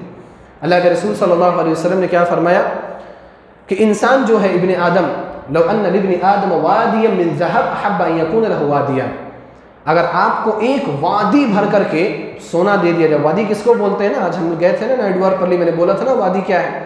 پہاڑوں کے درمیان جو جگہ ہوتی ہے اس کو وادی بولا جاتا ہے، لمبی چوڑی وادی بھی ہو سکتی۔ ایک وادی پہاڑ یا ایک وادی بھر کر کے اگر سونا دے دیا جائے تو ہماری خواہش پوری ہو جائے گی، ہمارے لیے کافی ہو جائے گا کہ نہیں ہو جائے گا؟ ابھی ہم تھوڑا سا اسٹیٹس لو کر کے سوچیں، ہاں کافی ہو جائے گا نا؟ کافی ہو جائے گا، ابھی ہم سمجھ رہے ہیں۔ لیکن اگر مل جائے تو ایسا نہیں ہوگا، نہیں ملا ہے نا تو ہم سمجھ رہے ہیں وہ کافی ہو جائے گا، لیکن اگر مل جائے نہ ابھی اور شاید۔ کیوں؟ نبی علیہ الصلوۃ والسلام نے بیان فرمایا ایک وادی سونا ہو احب ان یکون لہ وادیان، تو وہ چاہے گا کہ اس کے پاس 2 وادی سونا ہو، اور 2 وادی ہو جائے بس نہیں، تیسری وادی بھی آنی چاہیے۔ لبتغى ثالثا، تیسری وادی کی تلاش میں رہے گا، تیسری بھی ہو جائے نہیں۔ کیا فرمایا؟ انتہا کہاں پر ہے؟ خود نبی علیہ الصلوۃ والسلام نے بیان فرمایا وَلَن يَمْلَأَ جَوْفَهُ إِلَّا التُّرَابُ، اس کا جو پیٹ ہے، جو لالچی جو پیٹ ہے نا، مٹی کے علاوہ کچھ بھی، کوئی بھی چیز اس کا پیٹ نہیں بھر سکتی، مٹی کے علاوہ کوئی بھی چیز اس کا پیٹ نہیں بھر سکتی۔ مطلب جب تک وہ قبر میں چلا نہیں جائے گا نا اس کی خواہش ختم ہونے والی نہیں۔ آپ ایک صورت بار بار سنتے ہیں، اب آپ سنیں تو اس کے معنی پر غور کیجیے گا۔ 2 آیتوں کا ترجمہ بتا دو۔ الہاکم التکاثر حتی زرتم المقابر، بار بار ہم یہ صورت سنتے ہیں، لیکن صورت میں ہے کیا؟ اللہ نے فرمایا کہ الہاکم تم کو غافل کر دیا، برباد کر دیا. کس چیز نے؟ التکاثر، زیادتی کی خواہش نے، زیادتی کی لالچ نے. بار بار ہمیں یہ سنائی جاتی ہے. کیوں؟ کیونکہ ہم انسان اسی فتنے کے شکار ہیں. یہ مال کا فتنہ ہے، آج زیادہ ہو جائے کل زیادہ ہو جائے. الہاکم التکاثر حتی زرتم المقابر. یہ خواہش تمہاری ختم نہیں ہوگی یہاں تک کہ تم قبرستان چلے جاؤ. مر کر کے جب تک تم کو لوگ دفن کر کے نہیں آئیں گے، جب تک تمہاری خواہش یہ ختم نہیں ہوگی. تو والقناطیر المقنطرۃ من الذهب والفضہ، یہ شہوت ہے، یہ شہوت ہے، مال کی شہوت ہے. اب اس شہوت پر بھی کنٹرول کرنا ہے، اور کنٹرول کرنے کے بھی اصول شریعت میں بتائے گئے ہیں. سب سے اصل جو بڑھیا اصول بتایا ہے وہ یہ قناعت اختیار کرو، اپنے دل کو قانع بناؤ. قانع کا مطلب جتنا مل جائے اسی میں خوش رہو. اللہ کے رسول صلی اللہ علیہ وسلم نے فرمایا، صحیح مسلم کی روایت ہے، کامیاب ہونا چاہتے ہیں آپ لوگ کہ نہیں کامیاب ہونا چاہتے ہیں؟ بولیے، کامیاب ہونا چاہتے ہیں کہ نہیں کامیاب ہونا چاہتے ہیں؟ ہر کوئی بولے، کامیاب ہونا چاہتے ہیں. 3 صفتیں نبی علیہ الصلوۃ والسلام نے بتائی ہے کہ وہ شخص کامیاب ہے. اب ان 3 صفتوں پر ہمیں اپنے آپ کو پرکھنا ہے اور جانچنا ہے. نبی علیہ الصلوۃ والسلام نے فرمایا قد افلح، یقیناً کامیاب ہو گیا. کون کامیاب ہو گیا؟ 3 صفت. من اسلم، جس نے اسلام قبول کیا. اللہ کا شکر الحمدللہ کہ ہم مسلمان ہیں. اللہ نے ہمیں اسلام کی توفیق دی، عظیم نعمت سے اللہ نے ہمیں سرفراز فرمایا، اس سے بڑھ کر کوئی نعمت نہیں. پہلی صفت الحمدللہ آلریڈی ہمارے پاس موجود ہے. البتہ ضرورت کیا ہے؟ اس اسلام کو اپڈیٹ کرتے رہیں. اس کو جیسے آپ پلے اسٹور میں جا کر کے اپنے اپلیکیشنز اپڈیٹ کرتے ہیں نا، تاکہ وہ زمانے کے مطابق رہیں، وہ کرپٹ نہ ہو جائے، کوئی فائل آپ کے موبائل میں کوئی وائرس داخل نہ ہو جائے. اسی طرح سے ایمان کے اندر بھی وائرس کے داخل ہونے کا خدشہ رہتا ہے. تو جس طرح پلے اسٹور میں آپ جا کر کے اپنے اپلیکیشنز اپڈیٹ کرتے ہیں، اسی طرح سے اپنے دل میں جا کر کے ایمان کو بھی اپڈیٹ کرتے رہا کیجیے. یہ عام کام ہے. من اسلم، پہلی صفت جو اسلام قبول کی. ورزق کفافا، ایسا شخص کامیاب ہے جس کو اللہ نے برابر سرابر کی روزی عطا کی. برابر سرابر کی روزی مطلب وہ اتنا کماتا ہے جائز طریقے سے کہ بس کھانے بھر کا ہو جاتا ہے، اس کے پاس اضافی نہیں ہے. کیوں؟ کیونکہ جب اضافی مال ہوتا ہے نا تو پھر حقوق اس میں آ جاتے ہیں. جب اضافی مال ہے تو غریبوں کا بھی حق آ گیا، اضافی مال ہے تو زکوٰۃ دینے کی بھی نوبت آتی ہے، اضافی مال ہے تو مہمانوں کے حقوق کا بھی خیال آتا ہے، بہت سارے حقوق آ جاتے ہیں. لیکن اگر اتنا ہے 100 روپے آپ کماتے ہیں اور 100 روپے آپ کے اور اپنی بیوی اور بچوں کے درمیان خرچ ہو جاتے ہیں تو اب اضافی کوئی ٹینشن ہے ہی نہیں. وَرُزِقَ كَفَافًا، جس کو برابر سرابر کی روزی دے دی گئی وہ کامیاب ہے. میں آپ سے ایک سوال کرنا چاہتا ہوں، ایسے لوگ دنیا کے اندر زیادہ ہیں یا کم ہیں؟ بہت زیادہ ہیں. اور میں یہ کہتا ہوں، میں سمجھتا ہوں کہ جتنے ہم لوگ یہاں پر بیٹھے ہوئے ہیں نا، سب برابر سرابر کی روزی کما رہے ہیں. ہم میں سے الحمدللہ کچھ لوگ ہیں جو زیادہ بھی کما رہے ہیں، لیکن برابر سرابر والے تو سب ہیں جن کو اتنا مل رہا ہے کہ ان کی روزی یا ان کی زندگی اچھے سے چل رہی ہے. یہ آپ کے کامیاب ہونے کی علامت ہے. آپ جو خواہش کر رہے ہیں نا اس پر کنٹرول پیدا کیجیے. اللہ نے کیا کہا کہ اگر آپ کو برابر سرابر کی روزی دے دے گی آپ کامیاب، کیونکہ اب اضافی طور پر زیادہ پوچھ تاچھ آپ سے نہیں کی جائے گی. تیسری صفت کیا ہے؟ وَقَنَّعَهُ اللَّهُ بِمَا آتَى، جتنا اللہ نے اس کو دے دیا مال، اللہ رب العالمین اس کو اسی پر قناعت کرنے والا بنا دے. جتنا مل گیا میرے لیے اتنا ہی اچھا ہے. اور میں اپنی خواتین سے بھی یہ گزارش کروں گا کہ آپ کے اندر بھی قناعت کا یہ جذبہ آنا چاہیے. آپ کے شوہر کی سیلری جتنی ہو اسی کے اندر گزر بسر کرنے کی آپ کوشش کریں. آپ کا شوہر اگر 10,000 کماتا ہے تو آپ اپنے خرچے، اپنے ڈیمانڈز، اپنے مطالبات 10,000 کے اندر ہی رکھیں. اگر آپ کا شوہر 20,000 کماتا ہے اس کے اندر، اگر آپ کا شوہر 5,000 کماتا ہے تو اسی 5,000 کے اندر اپنے مطالبات رکھیں. یہ آپ کے کامیاب ہونے کی علامت، یہ آپ کے کامیاب ہونے کی علامت ہے، دینی طور پر بھی اور دنیاوی طور پر بھی. ایسے ہی جو خاندان رہتے ہیں وہ کامیاب رہتے ہیں جن کے اندر قناعت کا جذبہ پیدا ہوتا ہے. تو قناعت پیدا کیجیے. قناعت پیدا کریں گے نا تو ایمان کی ہوس کیا ہوگی؟ یہ ختم ہو جائے گا. اور یہ کیسے پیدا ہوگی؟ زیادہ سے زیادہ اللہ کے قریب ہوئی، اللہ سے تعلق کو مضبوط کیجیے. تو والقناطیر المقنطرۃ من الذهب والفضة والخیل المسومة والانعام والحرث. اللہ نے کیا فرمایا کہ اور کون سی شہوت والی چیزیں ہیں؟ پہلے کے زمانے کا اعتبار کر کے بیان فرمایا گیا کہ نشان زدہ گھوڑے، الخیل المسومہ. گھوڑا کیا ہے؟ آج بھی بہت قیمتی جانور ہے. آپ گھوڑے کی قیمت آپ دیکھیں نا تو بہت مہنگے مہنگے گھوڑے آتے. آپ جو بائک خریدتے ہیں نا 50,000 60,000 80,000 اس سے مہنگے مہنگے گھوڑے بھی آتے، لاکھ 2 لاکھ کے گھوڑے آتے. بلکہ میں نے شاید، میں پتہ نہیں کہاں تک صحیح ہوں آپ لوگ بتائیں، میں نے ایک بار اس پر جب بیان کر رہا تھا مجھے پہلے یاد ہے، تو میں نے گھوڑے کی قیمت دیکھنے کی، یعنی ادنا سا معمولی سا جو بہت اونچی نسل کا نہ ہو، بس گھوڑا اچھا دیکھنے میں تھوڑا بہت لگے، اس کی قیمت کیا ہے، تو 60,000 مجھے چیپسٹ، سب سے کم جو گھوڑے کی جو ریٹ جو ملی وہ 60,000 60,000 روپے کا وہ گھوڑا تھا، جو تھوڑا دیکھنے میں، اب بچہ ہوگا تو ہو سکتا ہے آپ کو کم میں مل جائے، لیکن تھوڑا جو دیکھنے میں گھوڑا لگے کہ ہاں یہ گھوڑا ہے، چیپسٹ جو میں نے دیکھا وہ 60,000۔ بڑے مہنگے گھوڑے، پہلے کے زمانے میں بھی وہ عمدہ اور اعلیٰ قسم کا جانور، آج کے زمانے میں بھی وہ اعلیٰ اور عمدہ قسم کا جانور، لیکن اب اس کے تعلق سے شہوت کیا ہے، کم ہے لوگوں کی۔ والانعام والحرث، کھیتیوں اور جانوروں کی خواہش، یہ پہلے کے زمانے سے، گھوڑا، کھیتیاں اور جانور، اونٹ ہو ہمارے پاس، گائے ہوں ہمارے پاس بکریاں ہوں۔ وہ کتاب و توحید میں وہ حدیث آپ نے پڑھی ہوگی کہ اللہ رب العالمین نے 3 لوگوں کو آزمایا تھا، ایک ابرص تھا، ایک اقرع تھا، ایک اعمى تھا۔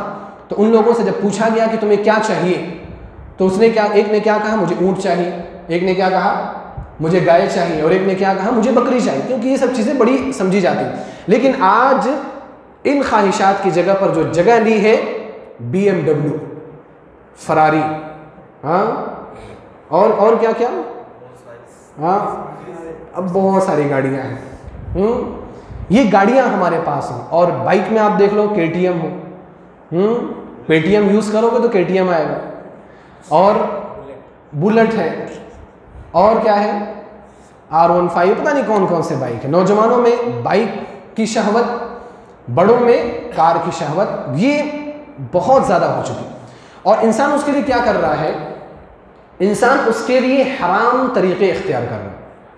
آپ کے پاس پیسے نہیں ہیں، لون لے کر کے گاڑیاں خرید رہے ہیں، قرض لے کر کے گاڑیاں خرید رہے ہیں، ان کے پاس نہیں ہیں پیسے، ان کے پاس 20 لاکھ روپے نہیں ہے گاڑی خرید سکے، لیکن لون لیا ہوا ہے انہوں نے، لون لے کر کے، بھئی قرض لے کر کے آپ نے بنایا تو کیا بنایا، کیا ہے آپ کا تو کچھ بھی نہیں ہے۔ تو لہذا یہ خواہشات کی چیزوں کے لیے ہم کیا کر رہے ہیں، حرام طریقے استعمال کر رہے ہیں، سود پر ہم لون لے رہے ہیں، سودی کاروبار کر رہے ہیں، حرام حلال میں فرق نہیں کر رہے ہیں ہم ان چیزوں کو حاصل کرنے کے۔ ہمارے پاس اچھی کار ہو، اس کے لیے آپ جو بھی جہاں سے بھی پیسہ ہے بس پیسہ آنا چاہیے، یہ نہیں دیکھنا ہے کہ کہاں سے آ رہا، وہ انسان دیکھنے کی خواہش نہیں کرتا۔ تو یہ ایسی خواہشات ہیں جن کے وجہ سے انسان حرام کی طرف جا رہا ہے، اور اللہ رب العالمین نے ان کے بارے میں کیا فرمایا، آخر میں کیا فرمایا، قل متاع الدنیا قلیل، اللہ نے کیا فرمایا، یہ یا ذالک کیا ہے، والخیل المسومۃ والانعام والحرث ذالک متاع الحیات الدنیا، اللہ نے فرمایا کہ یہ دنیا کی زندگی کے تھوڑی سی فائدہ اٹھانے کی چیزیں، تھوڑی سی جو بھی چیزیں ہیں، عورت کی خواہش ہو، بچوں کی ہو، اور سونے چاندی کے خزانوں کی ہو، جو بھی ہو، گاڑیوں کی ہو، بائک کی ہو، متاع ہے۔ متاع میں کیا ہوتا ہے، آپ آج فائدہ اٹھا رہے ہیں لیکن کل کی کوئی گارنٹی نہیں ہے۔ اب مثال کے طور پر آپ سودی لون لے کر کے آپ گھر بناتے ہیں، بڑا بنگلہ بناتے ہیں سود پر، یا لوگوں کا پیسہ مار کر کے یا حرام طریقے سے کما کر کے آپ گھر بناتے ہیں۔ آپ سوچیے ذرا، تصور کیجئے ایک لمحے کہ ایسا ہوا بھی ہے اور ہوتا بھی رہتا ہے عبرت کے لیے۔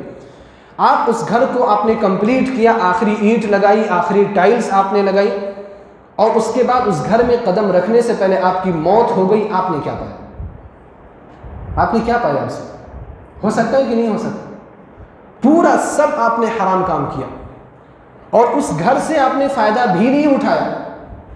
آپ نے دوسروں کی زمینیں ہڑپ کر کے آپ نے ایک گاڑی خریدی، اس گاڑی کو چلانے کے لیے آپ نکلے، اللہ ہم سب کی حفاظت کرے، لیکن یہ چیزیں ممکنات میں سے اس لیے میں بیان کر رہا ہوں، میں آپ لوگوں کو بد دعا نہیں دے رہا ہوں، اللہ سبحانہ و تعالیٰ مجھے اس سے محفوظ رکھے، لیکن ممکنات ہیں اور ڈر ہمیں ہونا چاہیے اللہ سبحانہ و تعالیٰ۔ آپ حرام کمائی سے گاڑی لے کر کے نکلیں اور اللہ نہ کرے ایکسیڈنٹ ہو جائے، آپ موت ہو گئے، گاڑی سے فائدہ کس نے اٹھایا، گاڑی کا فائدہ ہوا، کوئی فائدہ نہیں۔ اب اس کا جواب آپ کو اللہ سبحانہ و تعالیٰ کی ذات کے سامنے دینا ہے۔ آپ نے کچھ بھی نہیں حاصل کیا، پھر بھی آپ کو کیا کرنا ہے، جواب دینا ہے، جواب دہ ہونا ہے۔ تو اس لیے اللہ نے فرمایا کہ لوگوں، ذالک متاع الحیات الدنیا، یہ دنیا کی زندگی کی تھوڑی سی فائدہ اٹھانے کی چیزیں، اگر اللہ سبحانہ و تعالیٰ کی یہی بات ہمیں سمجھ میں آ جائے نا تو کچھ اور بولنے کی ضرورت نہیں ہے۔ ذالک متاع الحیات الدنیا، اور اس کے بعد اللہ رب العالمین نے کیا فرمایا، قل انبئکم بخیر من ذالکم، دوسری آیت ہے، ان ساری چیزوں سے بہتر چیزیں میں تمہیں بتا رہا ہوں۔ قل انبئکم بخیر من ذالکم، کیا ہے، اللہ کے لیے عمل کرو، للذین اتقوا، متقی بنو، تقوی شعار زندگی گزارو، حرام سے بچ کر کے، فرائض پر پابندی سے عمل کر کے تقوی شعار زندگی گزارو، کیا ہوگا؟ عند ربہم جنات، اللہ رب العالمین کے پاس جنتیں ہوں گی، تجری من تحتها الانہار، جس کے نیچے نہریں لہریں لے رہی ہوں گی، اور کیا ہوں گی؟ خالدین فیہا، ہمیشہ ہمیشہ رہو، وازواج مطہرہ، جن عورتوں کی وجہ سے آج دنیا کے اندر تم اپنی آخرت برباد کر رہے ہو، ان کے پیچھے اپنی آخرت برباد مت کرو۔ ازواج مطہرہ، اللہ سبحانہ وتعالیٰ نے جنت میں تمہارے لیے پاکیزہ، پاک اور صاف بیویاں تیار کر رکھی، ایسی پاک اور صاف لم یطمثہن انس قبلہم ولا جان، کہ جن کو تم سے پہلے نہ کسی انسان نے چھوا اور نہ کسی جنات نے چھوا، چھونے کی بات تو دور کسی نے دیکھا بھی نہیں ہو۔ اللہ نے ان کو تشبیہ دی کأنہن الیاقوت والمرجان، گویا کہ وہ ہیرے ہیں، یاقوت اور مرجان کوئی ایسے نہیں رکھتا، وہ بہت تہخانوں میں وہ چیزیں رکھی جاتی ہیں، ایسے چھپا کے اللہ سبحانہ وتعالیٰ نے ان کو رکھا ہوا ہے۔ وازواج مطہرہ ورضوان من اللہ، ان سب سے بڑھ کر کے اللہ آپ سے راضی اور کیا چاہیے؟ ورضوان من اللہ واللہ بصیر بالعباد۔ تو شہوات کے فتنے کا ذکر کرنے کے بعد اللہ نے تقوی کا ذکر کیا، اور تقوی کی وجہ سے جنت میں جو نعمتیں اللہ رب العالمین آپ کو دے گا ان نعمتوں کا تذکرہ کیا۔ کمپیئر کر لیجئے کون سی چیز زیادہ بہتر ہے، یہ چیزیں زیادہ بہتر ہے یا یہ چیزیں زیادہ بہتر ہے، شہوات کو ترجیح دینا ہے یا جنت کی چیزوں کو ترجیح دینا ہے؟ تو لہذا ان چیزوں کو ہمیں سمجھنا۔ آخر میں قتادہ بن دعامہ السدوسی رحمہ اللہ کا ایک قول پیش کر کے میں اپنی بات ختم کروں گا، بڑا بہترین قول۔ قتادہ بن دعامہ السدوسی رحمہ اللہ فرماتے ہیں کہ ہم سب کو غور کرنا چاہیے کہ اللہ رب العالمین نے مخلوقات تین قسم میں پیدا کی۔ اللہ رب العالمین نے فرشتوں کو پیدا کیا ہے، جن کو اللہ نے عقل تو دی ہے، شہوت نہیں دی۔ فرشتوں کے پاس شہوت نہیں، خواہش نہیں ہے۔ اللہ نے کیا فرمایا؟ لا یعصون اللہ ما امرہم ویفعلون ما یؤمرون، اللہ جو ان کو حکم دے دے وہ کبھی بھی منع نہیں کرتے، جو بھی حکم دیا جاتا ہے وہ کرتے ہیں۔ ان کو عقل ہے اللہ کی عبادت کرنا، عقل ہے اللہ کی عبادت کرنا، لیکن شہوت نہیں، ان کے پاس عقول بلا شہوہ، وہ ایسے عقول ہیں جن کے پاس کوئی شہوت نہیں۔ دوسری مخلوق جانور ہیں، جن کو اللہ نے شہوت دی ہے، عقل نہیں دی۔ جانوروں کو عقل دی ہے اللہ نے؟ نہیں دی ہے اللہ نے جانوروں کو عقل دی، ہاں وہ محسوس کرتے ہیں چیزوں کو، جیسے آپ بولیں گے کتے کو عقل ہے، تو وہ عقل نہیں ہے، وہ احساس ہے، جس کے ذریعے سے وہ اپنے ساتھ اچھائی کا کام کرنے والے کو پہچانتا ہے۔ عقل نہیں ہے اس کے پاس، عقل ہوتا تو وہ آپ کی طرح سے ٹائی لگا کر کے آفس میں بیٹھا ہوتا۔ کسی کتے کو دیکھا ہے آپ نے آفس میں بیٹھے ہوئے ایسے ٹائی وائی لگا کر کے؟ نہیں، عقول نہیں ہے ان کے پاس، شہوت ہی شہوت ہے۔ اسی لیے آپ جانوروں کو دیکھو، ان کے پاس کام کیا ہے؟ کھانا اور اپنی شہوت پوری کرنا، یہ جانوروں کا کام۔ اس کے بعد تیسری جو مخلوق ہے وہ ہم انسان اور جنات ہیں، جن کو اللہ نے عقل بھی دی ہے اور شہوت بھی دی، دونوں چیزیں دی ہیں۔ ہم انسانوں کو عقل بھی اللہ نے دی اور شہوت بھی دی۔ اس کے بعد قتادہ بن دعامہ السدوسی رحمہ اللہ فرماتے ہیں یہ سیکھنے کی چیز ہے۔ اب اگر کوئی شخص اپنی عقل کو غالب کرتا ہے، شہوت کو مغلوب کرتا ہے، مطلب عقل کے اعتبار سے اللہ رب العالمین کی عبادت میں لگ جاتا ہے، شہوات کو سائیڈ کر دیتا ہے، تو اس کا شمار کس میں ہوگا؟ فرشتوں کے ساتھ ہوگا۔ اور اگر کوئی شخص شہوت کو غالب کر دیتا ہے اور عقل کو مغلوب کر دیتا ہے تو ایسے لوگوں کا شمار کس میں ہوگا؟ جانوروں میں ہوگا۔ اسی لیے اللہ نے کیا فرمایا ہے مشرکوں کے بارے میں؟ اولئک کالانعام بل هم اضل، یہ جو مشرک ہیں، جو اللہ سبحانہ وتعالیٰ کی عبادت نہیں کرتے نا، جانوروں کی طرح سے، بل هم اضل، بلکہ وہ ان سے بھی زیادہ گمراہ ہیں۔ کیوں؟ کیونکہ ان لوگوں نے شہوت کو غالب کر دیا ہے اور عقل کو مغلوب کر دیا، اور کامیاب ہونا ہے تو وہی آپ اپنی عقل کو غالب رکھیے، شہوت کو مغلوب رکھیے۔ اللہ سبحانہ وتعالیٰ سے دعا ہے کہ الہ العالمین تو ہمیں حق بات کو سمجھنے کی توفیق عطا فرما، الہ العالمین تو ہمارے معاشرے کو فتنے سے محفوظ فرما، الہ العالمین ہمارے نوجوان لڑکوں کو، نوجوان لڑکیوں کو ہر طرح کے فتنے سے محفوظ فرما۔ الہ العالمین ہم یہاں دعا کرتے ہیں کہ جن مردوں کی یا جن عورتوں کی شادی نہیں ہوئی، کوئی بھی اسباب ہو، الہ العالمین تو ان کی شادیوں میں آسانی پیدا فرما دے۔ الہ العالمین ہم سب کی آبرو، عزت اور عصمت کی حفاظت فرما۔ الہ العالمین جب تک ہم اس دنیا کے اندر زندہ ہے، اسلام اور ایمان پر زندہ فرما، جب ہمارا خاتمہ ہو لا الہ الا اللہ محمد رسول اللہ پر ہو۔ آمین وآخر دعوانا ان الحمد للہ رب العالمین۔ سبحانک اللہم وبحمدک، اشہد ان لا الہ الا انت، استغفرک واتوب الیک۔